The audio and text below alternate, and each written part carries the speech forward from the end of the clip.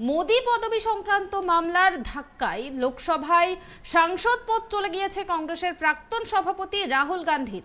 এড়িয়ে শুরু হয়েছে জোর শোরগোল। তবে সাংসদ পদ চলে যাওয়ার পরই টুইটারে নিয়ে বায়োতে ছোট্ট একটা বদল করে ফেললেন কংগ্রেস নেতা।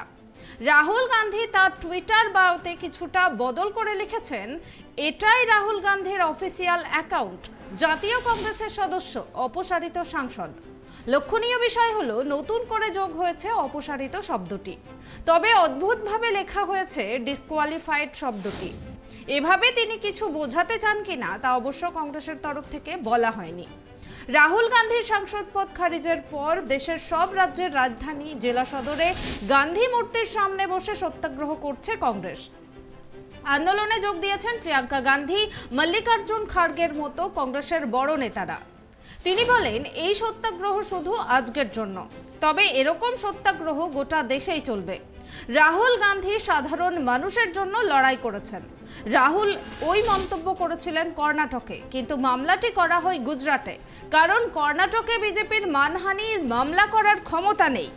আপনাদেরকে জানিয়ে রাখি, মোদি সংক্রান্ত বক্তব্য দেওয়ায় রাহুল গান্ধী 2 বছরের সাজা ঘোষণা করে সুরাটের একটি আদালত। পরে রাহুল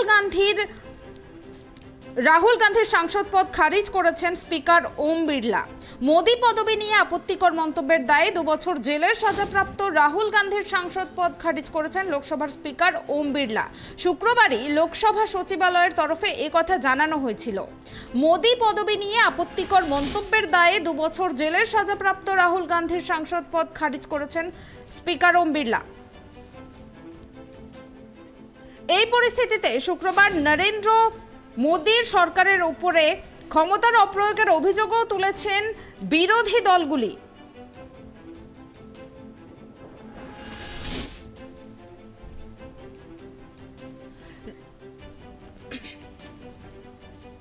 মোদি পদবী সংক্রান্ত মামলার ধাক্কায় লোকসভায় সাংসদ পদ চলে গিয়েছে কংগ্রেসের প্রাক্তন সভাপতি রাহুল গান্ধীর। এ নিয়ে শুরু হচ্ছে জোর শোরগোল। তবে সাংসদ পদ চলে যাওয়ার পরই টুইটারে নিয়ে বায়োতে ছোট্ট একটা বদল করে ফেললেন কংগ্রেস নেতা। রাহুল গান্ধী তার টুইটার বায়োতে কিছুটা বদল করে লিখেছেন, এটাই রাহুল গান্ধীর অফিসিয়াল অ্যাকাউন্ট, জাতীয় কংগ্রেসের সদস্য, অপসারিত সাংসদ। লক্ষণীয় বিষয় হলো নতুন করে যোগ হয়েছে অপসারিত শব্দটি, তবে অদ্ভুতভাবে লেখা হয়েছে ডিসকোয়ালিফাইড শব্দটি। এভাবে তিনি কিছু বোঝাতে চান কিনা তা অবশ্য কংগ্রেসের তরফ থেকে বলা হয়নি। আপনাদেরকে জানিয়ে রাখি, সাংসদ পদ খারিজ হয়েছে কংগ্রেস নেতা রাহুল গান্ধী।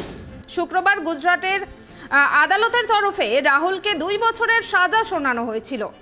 এই আবহে লোকসভার সচিবালয়ের তরফে এক বিজ্ঞপ্তি জারি করে জানিয়ে দেওয়া হয় যে রাহুল গান্ধীর সংসদ পদ খারিজ করা হয়েছে। প্রসঙ্গত, গুজরাটের সুরাট জেলার দায়রা আদালত কংগ্রেস সাংসদকে দোষী সাব্যস্ত করেছে মানহানির মামলায়। এই মামলায় রাহুল গান্ধীকে 2 বছর কারাদণ্ড এবং 15,000 টাকার জরিমানার সাজা শুনিয়েছে আদালত।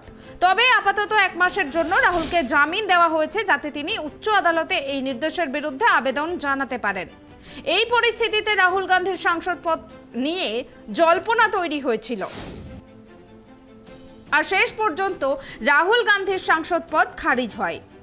উল্লেখ্য, আইন অনুযায়ী কোনো জনপ্রতিনিধি যদি 2 বা তার অধিক বছরের জন্য কারাদণ্ডের সাজায় দণ্ডিত হন, তবে তৎক্ষণাৎ তার পদ খারিজ হয়। এই আবহে রাহুল গান্ধীর সাংসদ পদ খারিজ হয়েছিল। আজকে উল্লেখ্য, রাহুলের বিরুদ্ধে অপরাধমূলক মানহানির মামলা করেছিলেন গুজরাটের প্রাক্তন মন্ত্রী তথা বিজেপি বিধায়ক পূর্ণেন্দু মোদী।